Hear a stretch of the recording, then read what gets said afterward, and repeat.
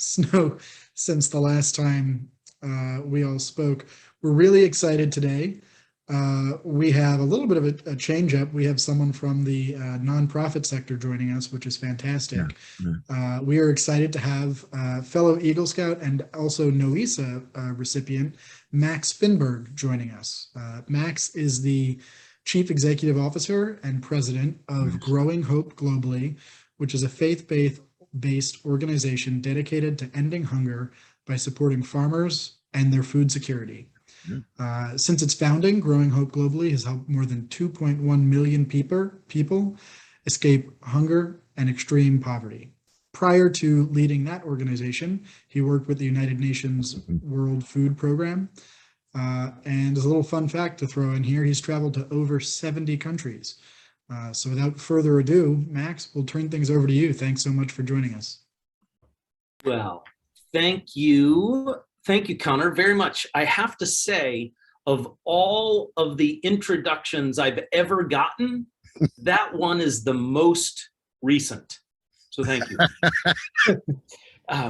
No, thank you, Connor. Thank you, Colin, for having me. I'm grateful to be with you guys, Stephen and Peter and Gary and John. I think given the size of this, it can be a little more conversational than presentational.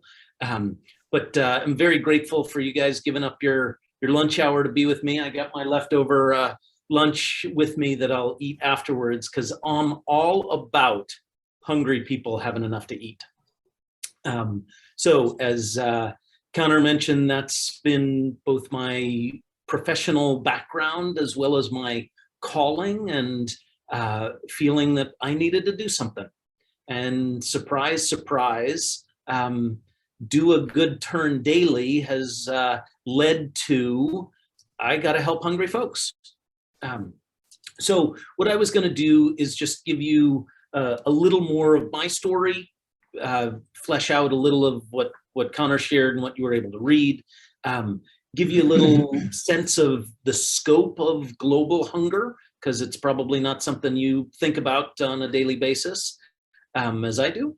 And then third, end with what are ways to get involved now. So, suggesting an Eagle Scout project for somebody else, or, okay, I'm interested, or I know somebody who might be helpful, whatever it might be. And then again, given that it's the five of us, welcome Eric, that be easy enough to, again, have a conversation. But I wanted to start out with just a huge acknowledgement that, like all of us, Scouting has played a huge role in who I am.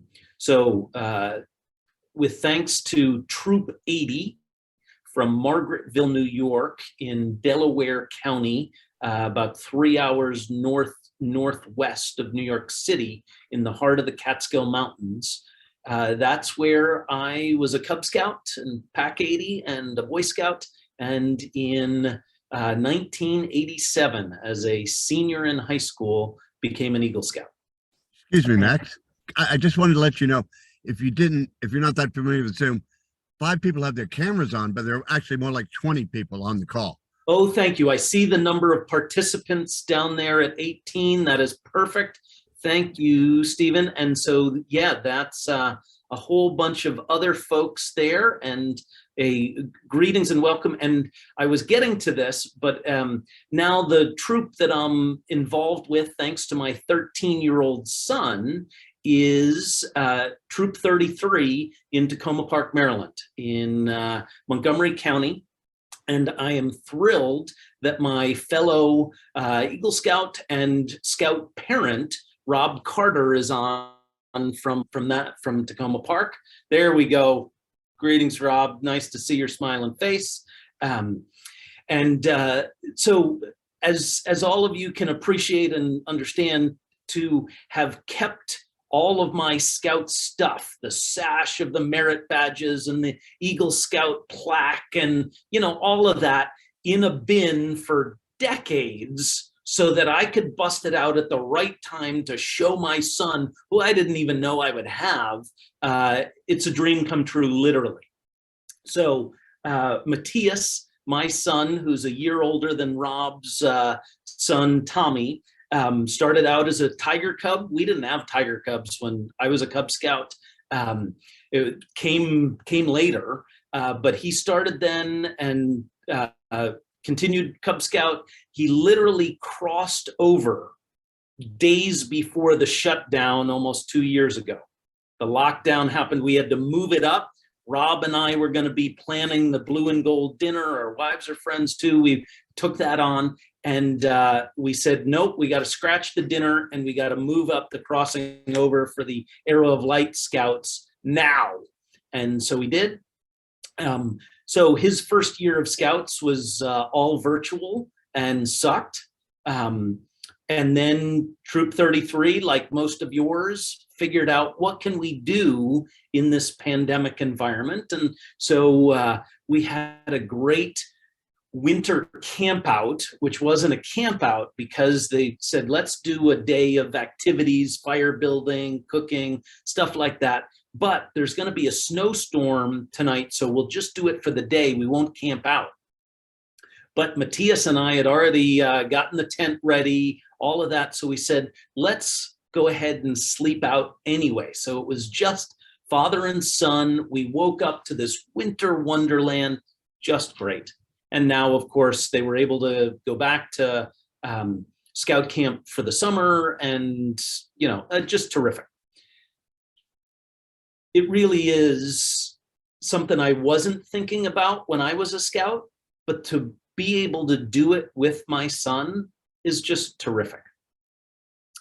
As I said, growing up in a small town was about 800 people when I was growing up.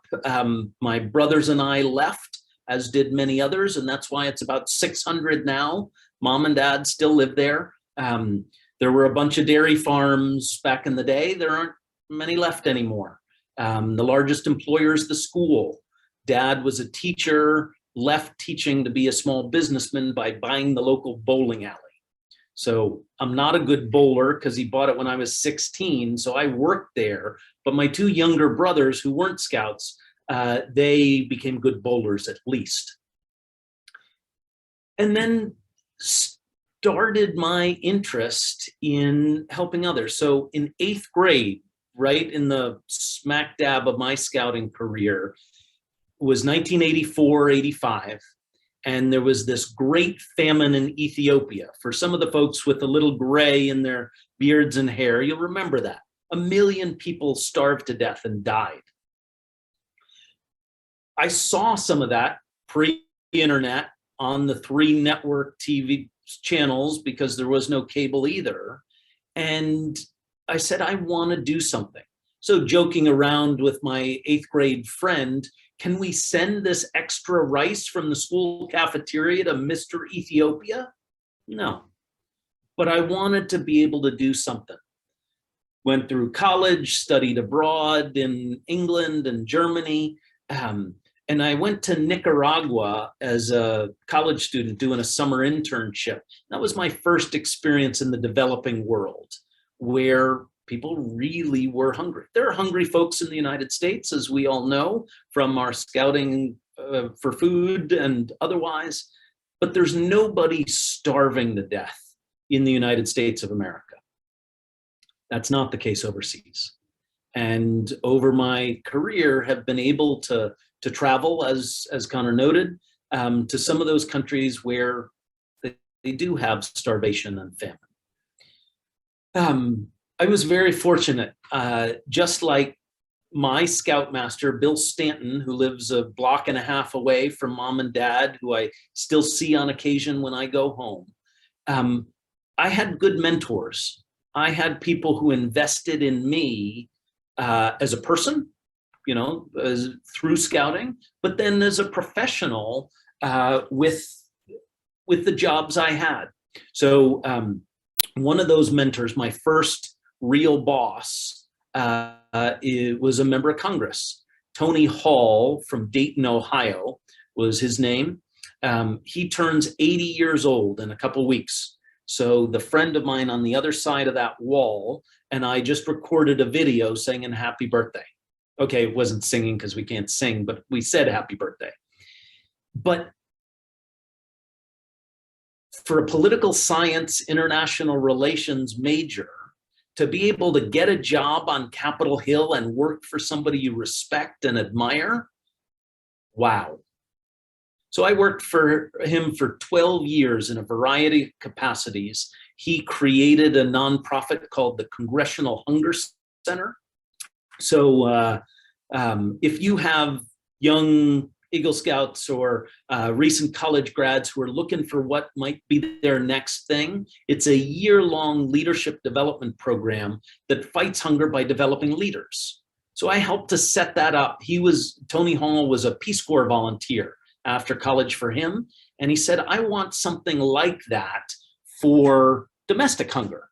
So we created this, what's now called Bill Emerson Hunger Fellows Program. And maybe Connor, you could throw in the chat hungercenter.org for folks who want that as a resource for their scouts. It's a year-long fellowship program that brings together direct hands-on work with folks who are hungry, working with a food pantry or a food bank or something like that. Thank you. And 6 months of public policy where they're working here in DC focused on hunger and poverty policy. A great mix. So he wrote that out on a napkin, domestic Peace Corps focused on hunger, gave that to me and said, you make it happen. And he was very foolish to entrust that much responsibility to somebody so young. So I was just a year older than most of the fellows, but it's still going in the 28th year now. And they've graduated hundreds of hunger fighters, some of whom are still involved decades later. So very, very cool. And then he got appointed to be the United States ambassador to the United Nations agencies that deal with hunger and food and agriculture. One of them is the UN's World Food Program, WFP, and that's the office I'm in now because of the meeting I just had. The World Food Program is the largest humanitarian agency in the world, has about a $7 billion budget, feeds 100 million people in some of those worst spots around the globe. And he was like a nonprofit organization, like a council has like a troop has a committee. The World Food Program and other UN agencies have boards of directors. Those directors are just ambassadors representing countries. So Tony Hall was that ambassador representing the United States of America for the World Food Program, for the Food and Agriculture Organization, basically the Department of Agriculture for the world, USDA for the world. So I got to do that, and that is based in Rome, Italy.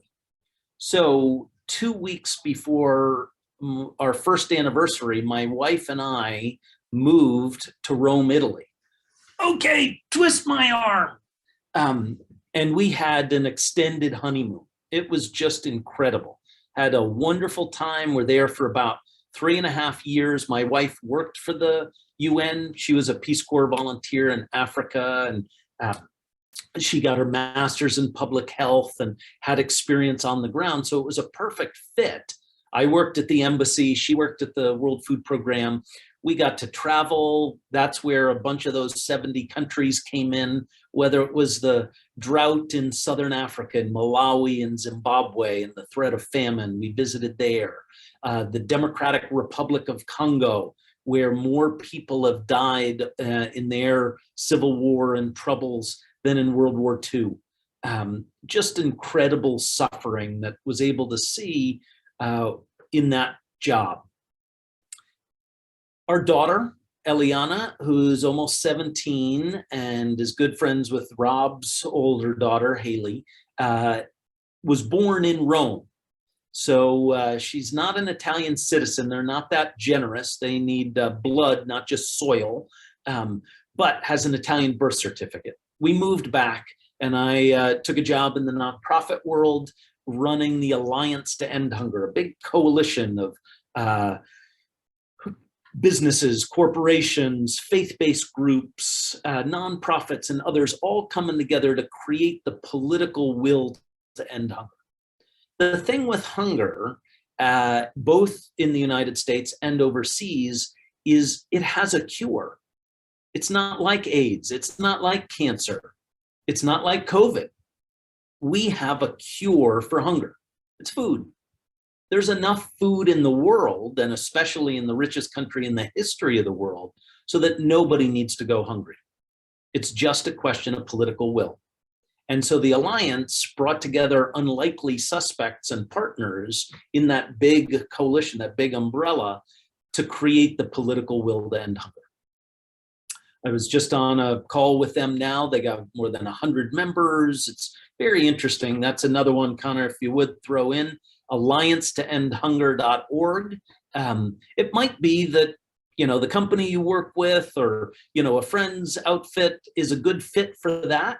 So for example, Sodexo up in Gaithersburg is a member. They've been great. Their top priority philanthropically for their corporate social responsibility is hunger.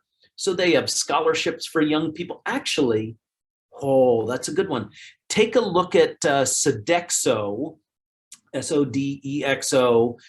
They have a Stop Hunger Foundation, and they have scholarships, they're scholarships. They're small, $500, I think, last time I knew, for young people that are doing good stuff on hunger. Thank you. There you go. Well done, Colin. You've done this once or twice. So that's a great one for your scouts to know about and apply for, especially around scouting for food. If they're doing something special come the fall where we're doing the fundraising, perfect. They could get something extra for themselves, for the troop. It's great.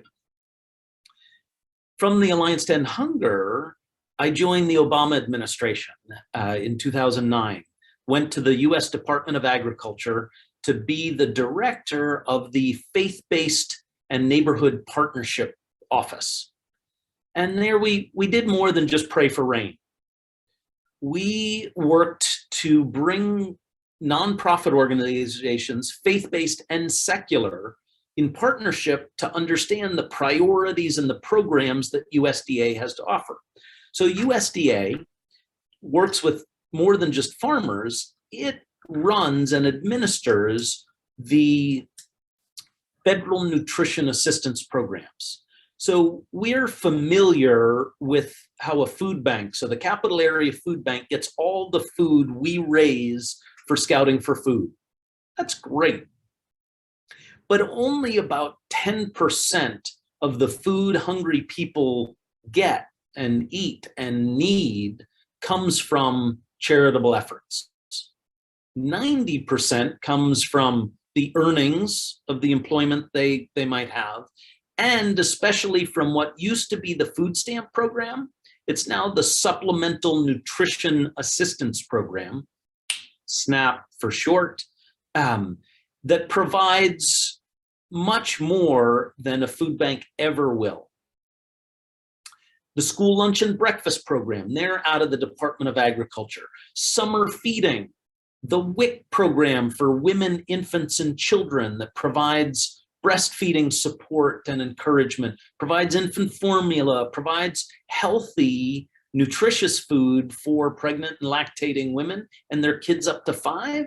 It's an amazing program. Every dollar invested in that saves $3 to $4 in healthcare costs. Babies aren't born as prematurely. Moms survive better. They're healthier, better, all of that. Working with those programs was able to bring nonprofit organizations, again, faith-based and secular, into partnership. So for example, schools administer the School Lunch and Breakfast Program. About 33 million kids get school lunch. It's not a welfare program. It's a nutrition program. It was started in 1946 because generals went to President Harry Truman and said, too many of our draftees or recruits we were looking to get into the Army or the service for World War II were malnourished. We need a nationwide nutrition program so we can have an army that can fight. 1946, the school lunch program was created, and it's been expanded since, but it still is oftentimes the most nutritious meal of the day for hungry kids. So Gary, I'm looking at your background with the snow and the Jeep there. Last week, most of us had snow days for suburban Maryland, for DC, for Virginia. Well, snow days were always a great day for me as a kid, and my kids were thrilled with them. But for a lot of kids, that means they miss lunch. So when I was working more on domestic hunger, I heard a story of this kid who trudged 45 minutes in the snow to show up at school, where the only person there was the janitor. And when he found out that school was canceled, he started crying. What am I going to eat for lunch? The richest country in the history of the world, 33 million kids depend on that school lunch program. My wife got to work with school feeding globally. So it's school lunch for the world. All these countries are looking to the United States as a model, and the World Food Program and other groups do this. I was just with a friend from Ethiopia yesterday, and their organization, Project Mercy, in rural Ethiopia, has a garden, has an animal husbandry program where they're crossbreeding cattle so that they'll produce more milk but be adapted to the environment there in Ethiopia. So those kids who go to that school, started in elementary, they've added a grade every year, they now have a full high school, amazing school. All of them get 2 nutritious meals a day thanks to their school lunch program. Well, again, it's a winner. And just like the WIC program that helps kids in their first 1,000 days of life, so conception to their second birthday, those are 1,000 days. That's the most important for kids in the development of their brain, their cognitive development, as well as the development of their bodies.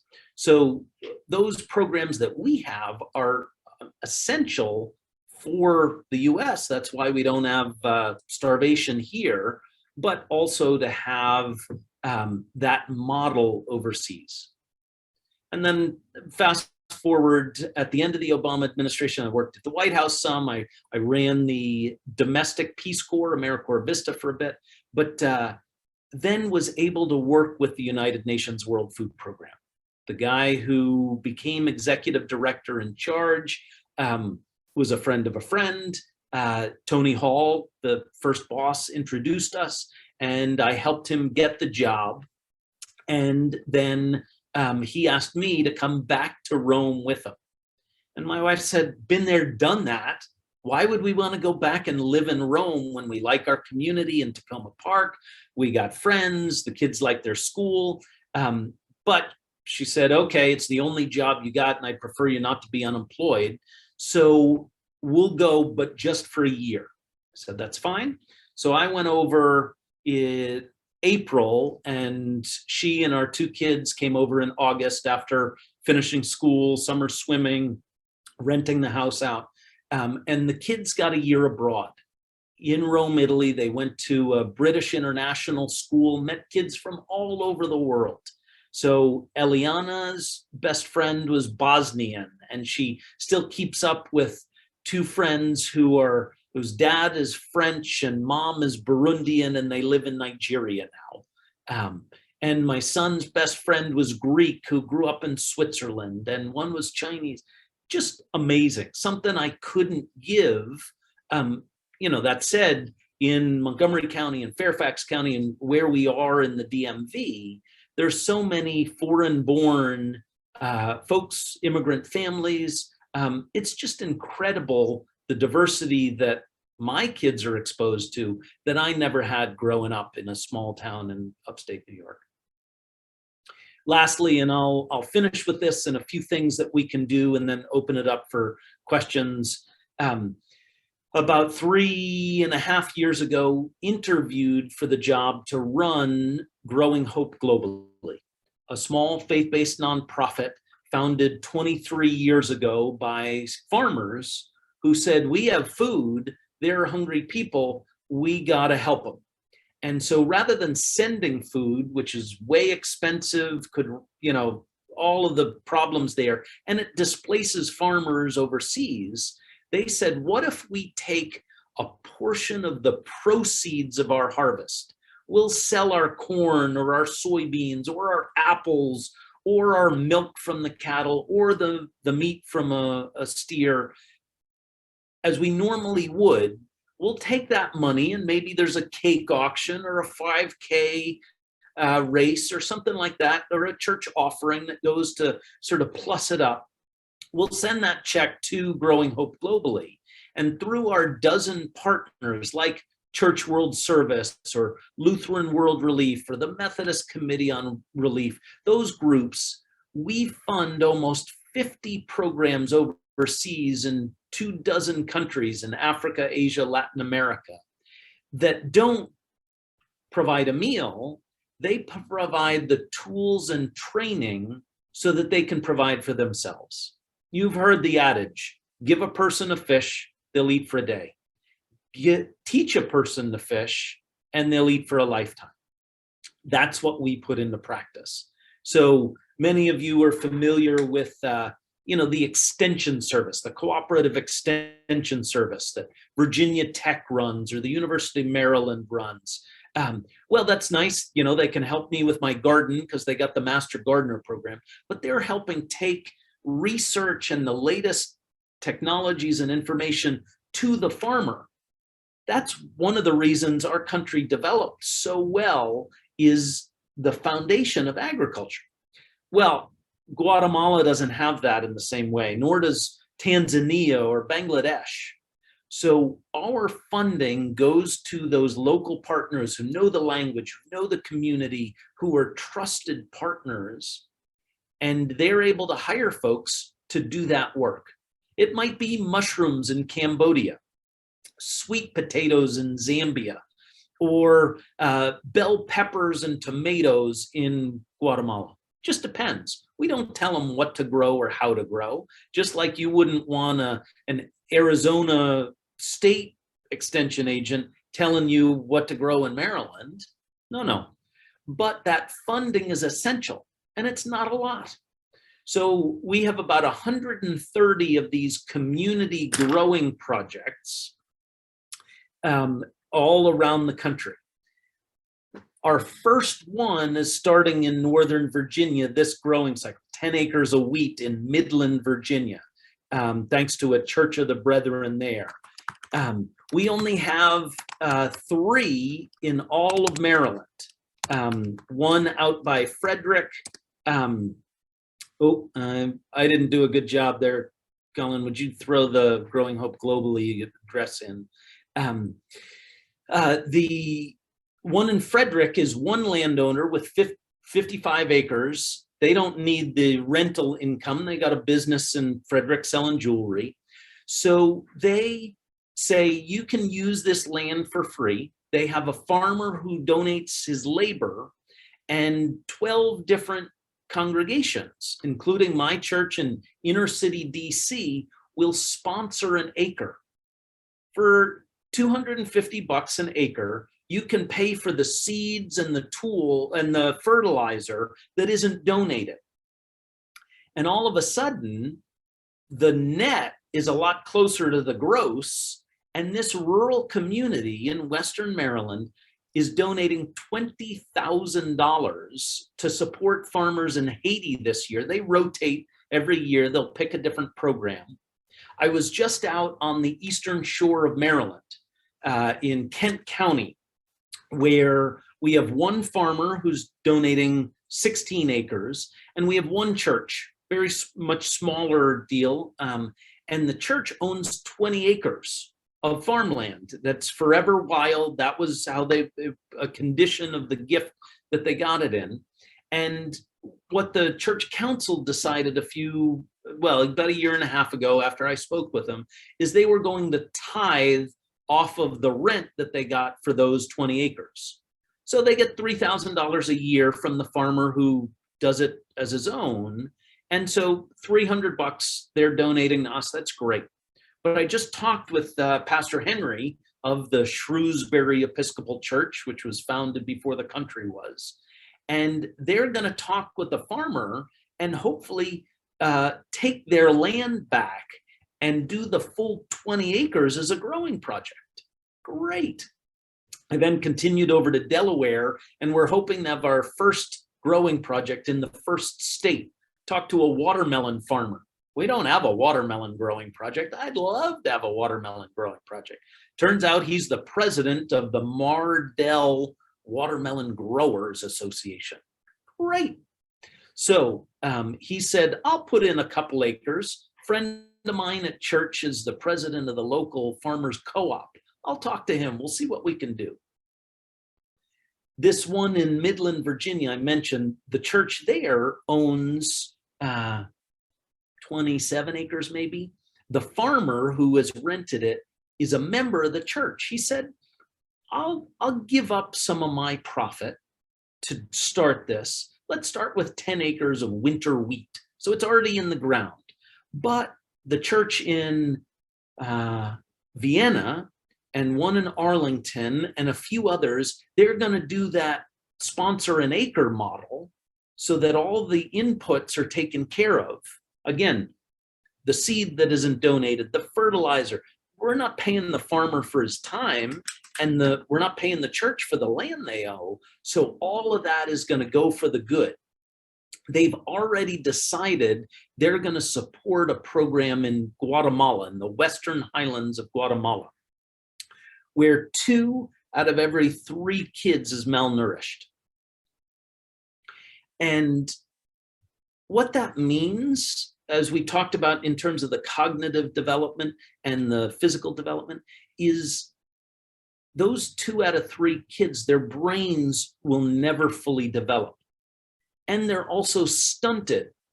So 9-year-olds who were born in Guatemala and raised in Guatemala grow to be this tall, or this tall when they're 9.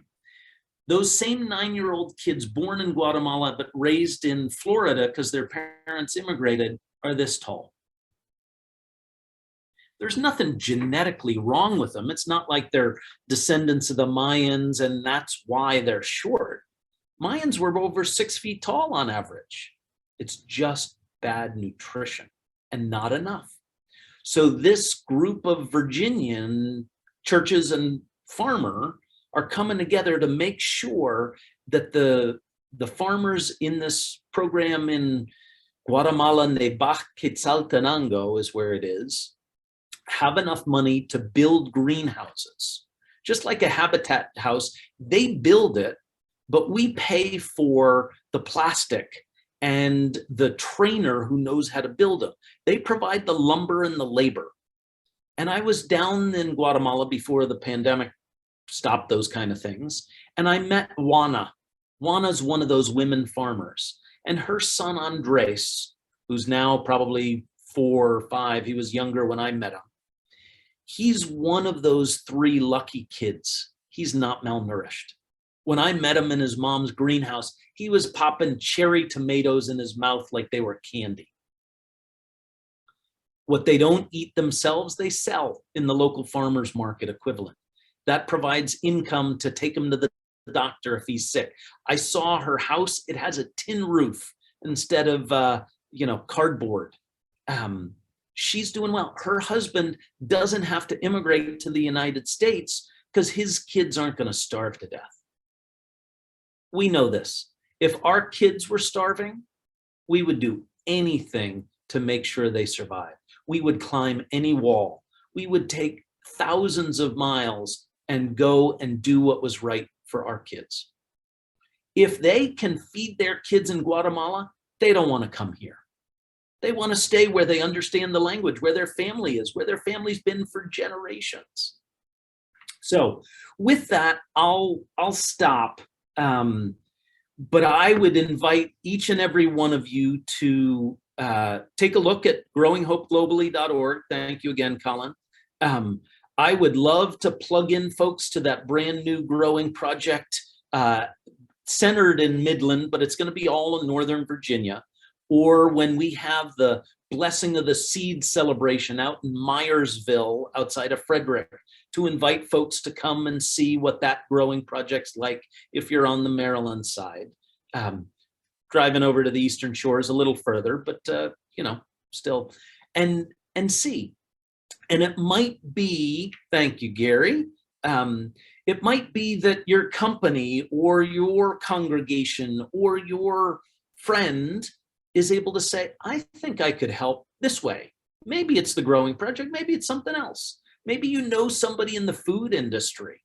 So I would love coming out of this to just see what's possible.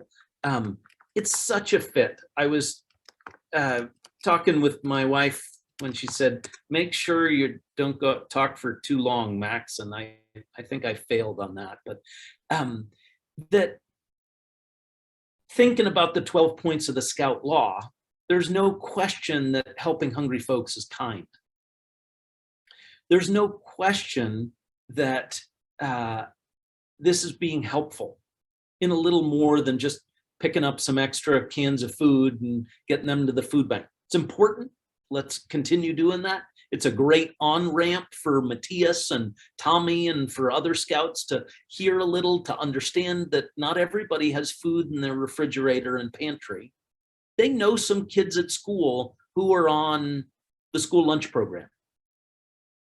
Guaranteed. But the way we do it now is there isn't a stigma. So you just enter a PIN, there's no money that takes place. So you don't know who's getting it for free and who's paying full price or who's paying reduced price. That's great. There's no shame in that. But I guarantee that they know folks who are hungry. That's a great on-ramp. There are other ways and to get involved. How do you get involved globally? Well, I got some tools and resources to help with that. There are other ways too, but would be very keen to have a conversation. I just put my email in the chat. And now we have at least a little time for questions now, but would love to see some more scouts get involved, find ways of connecting. So yeah, and thank you, Dave. I appreciate it.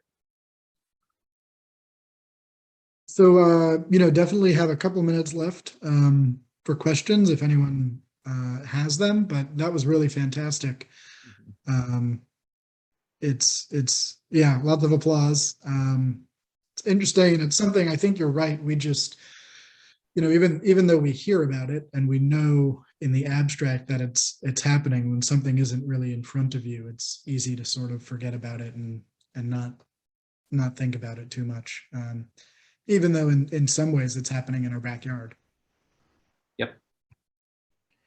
Yeah, I was just going to mention that I had spent about 5 years substitute teaching out in Fairfax, and I was surprised. And as one of the more wealthy counties in the country, even you'd see the kids at lunch, and how many of them were getting the free lunch program. I was really kind of shocked to see what that percentage was. It's not just a few kids. It sure isn't. Max, if I could, please. question. So again, where are you, Gary?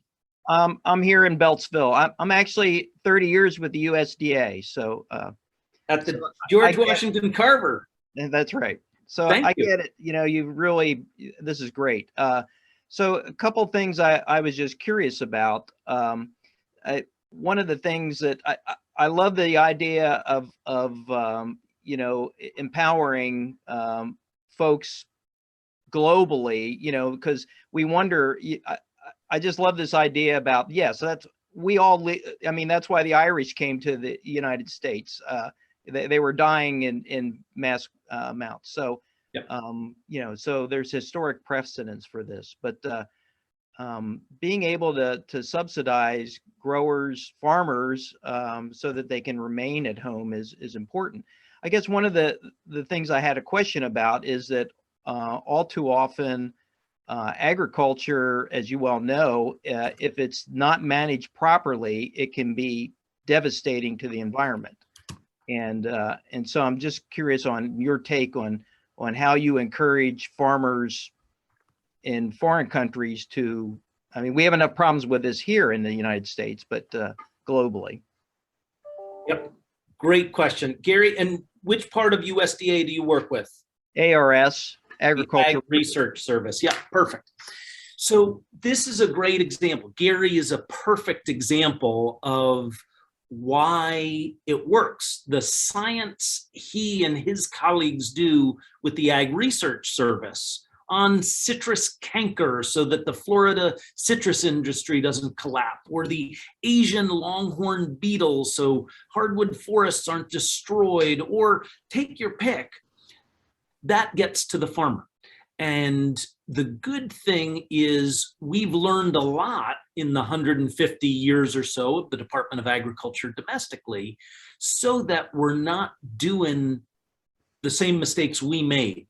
And part of that is, let's go the consolidation and the size of farms now is been promoted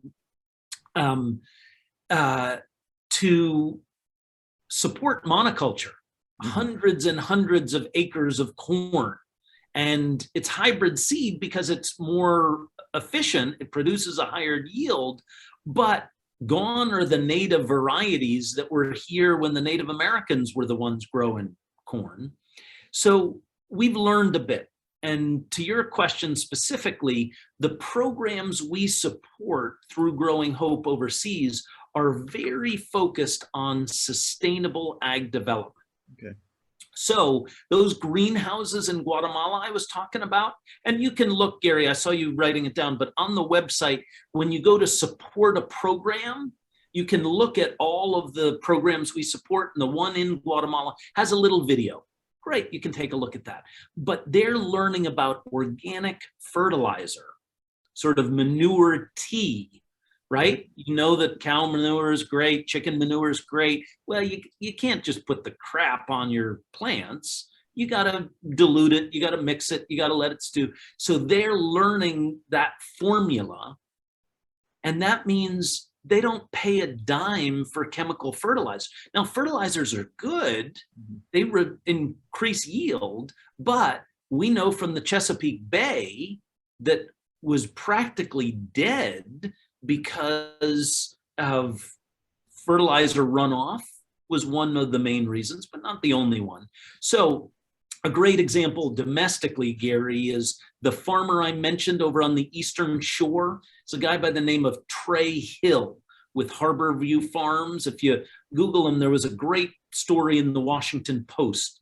He's one of those amazing, progressive, forward-thinking farmers who say, the Bay is my life and my livelihood.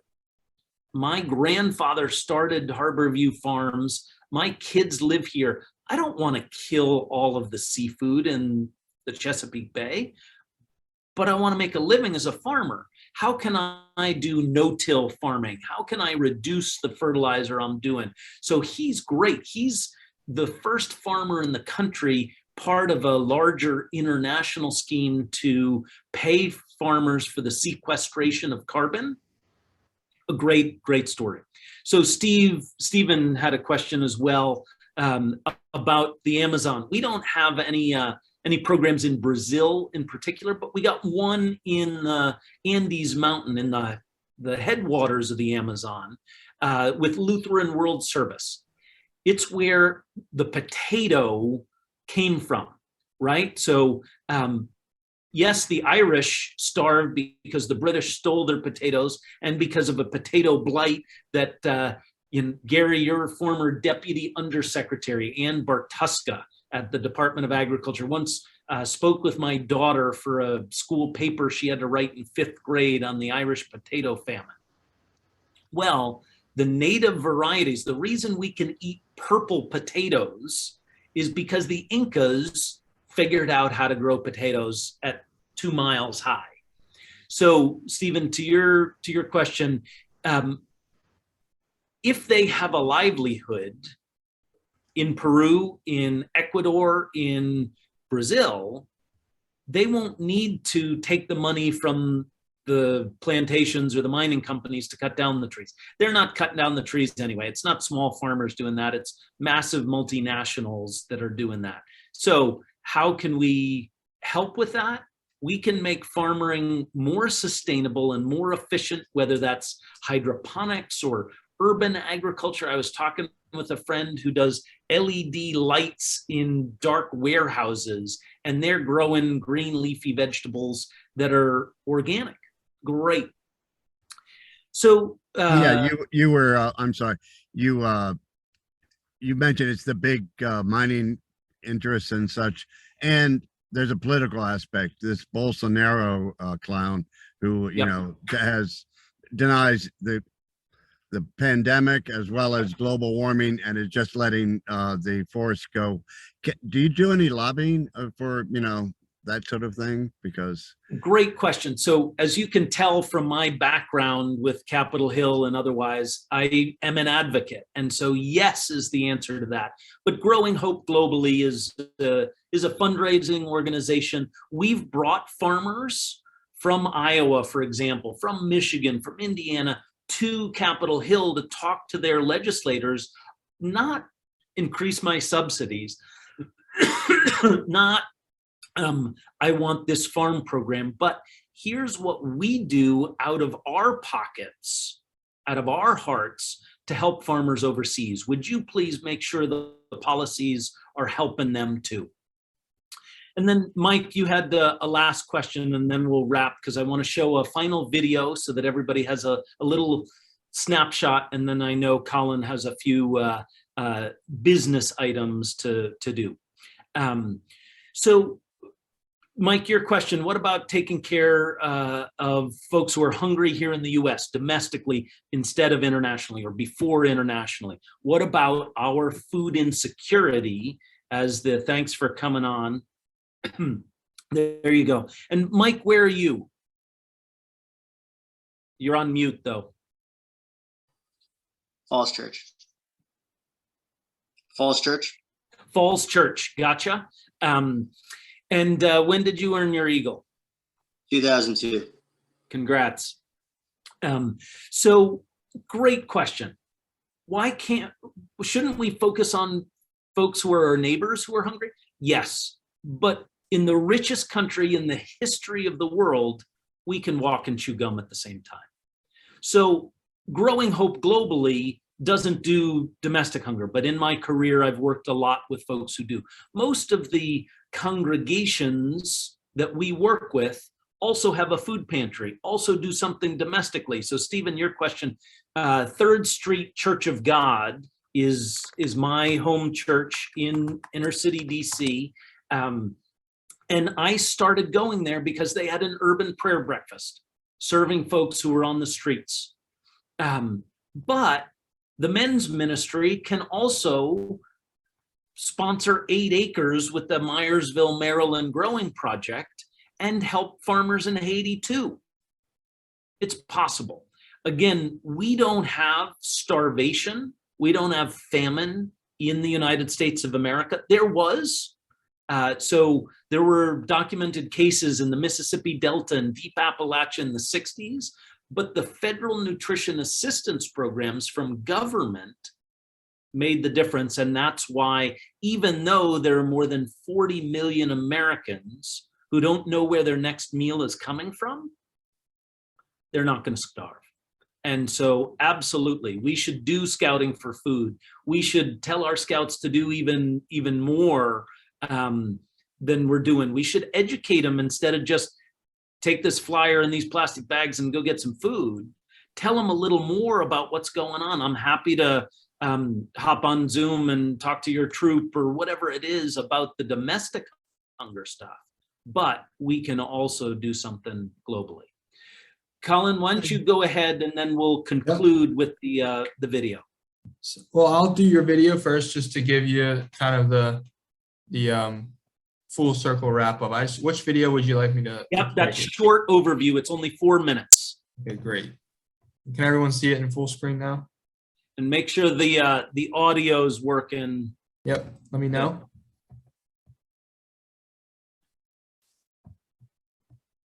It's coming. Did you know Full screen, yeah. more than 820 million hungry Good.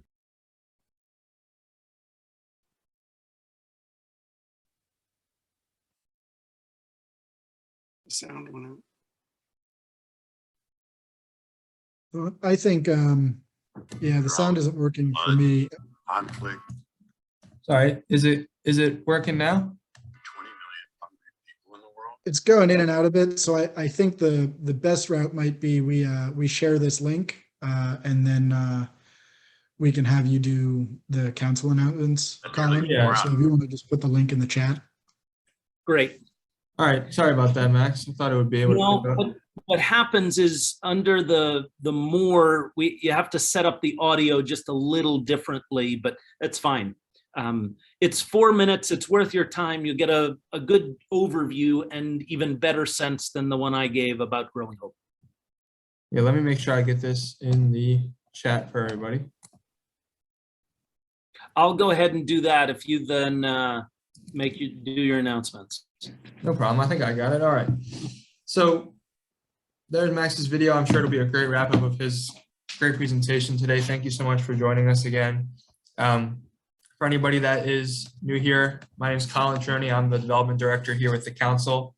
So I'm going to just give a little bit of an update for us 2022 moving in, what we can do to get involved as Eagles. We got a lot going on coming up. So first, starting off, we have the NESA, the Outstanding Eagles Awards Dinner that's going to be coming up March 23rd, 2022. It is going to be held at the Army Navy Country Club in Arlington. It is a great event, with a lot of prestigious Eagles. We have 9 honorees who have been selected this year. We have a flyer coming out soon that is going to show them to the public. For now, they've just been notified privately. This event is, it's great. It's prestigious. There's going to be a lot of, some of DC's most revered Eagle Scouts in attendance. Max is a NESA himself. He knows the importance of the award. So definitely a great event for everybody to come out to. Yes, I will share that flyer once it's up. For now, save the date. And we do have a website working as well, where you'll be able to sign up for tickets to come out to that event. And anybody that wants them to keep in the loop about that, you can always email me. I'm very responsive. I'll be able to get any information you need about those events. Yes, Max, March 23rd is the date, 6 to 8:30 p.m. should be the time scheduled for that. But we also have an Eagle re-engagement event on April 27th, 2022. This event will be very unique because it's going to be in theory our first in-person networking since we started doing these lunches virtually. I know we used to do lunches in person monthly before I was here. This will kind of serve as one of our quarterly in-person gatherings for Eagle Scouts. We're going to invite all of our speakers for the last year of lunches that we've had. It'll hopefully be a great place for everybody to network with those people, as well as many other distinguished scouters from the area. We plan on inviting, Silver Beavers, people that are really revered in the community. Forrest, who is our endowment committee chair, is also helping plan that event. So it's going to kind of run hand in hand with endowment and Eagle re-engagement. So everyone is invited to that. It will also be at the Army Navy Country Club. And this is in Arlington, the location. So my final update is save the worst for last. Unfortunately, the Eagles on the Hill event will not be moving forward this year in 2022. We had Congressman Pete Sessions working on it with us, but he said there's just too many roadblocks to get that event to take place in the Capitol building and in its usual fashion. So we'll just have to make the re-engagement event that much better, especially since this year is the 50th anniversary of NESA. So we're going to really try to pull out some stops for that, and it'll be a great thing for everybody to come to fill that void. Always email me. I'm always responsive and looking for ways to push NESA forward. So I'm always available, and throw it back to Max if he has any closing comments, or if not, Connor can wrap up the lunch. I know we're at 1 o'clock. I think you probably covered everything. Thank you again, Max, for joining us. We really appreciated it. And now we've got a whole bunch of links to check out and do Yep. some more research. And So Max, you thanks can stay on everyone with for us joining a us. bit as well. We'll see you guys in a month. Thanks, Connor. Thank you all very much.